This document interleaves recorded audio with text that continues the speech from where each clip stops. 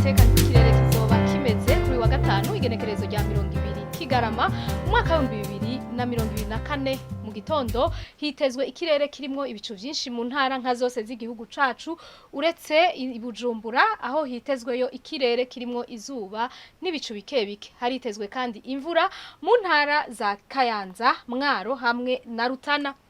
Ibipimo vy'ubushuhe biri hasi bizoboneka mu ntara za Kayanza, Ngozi, Mwaro na Bururi aho bizoba biri kuri °C 14. Ku muhingamo hitezwe imvura mu ntara zose z'igihugu cacu.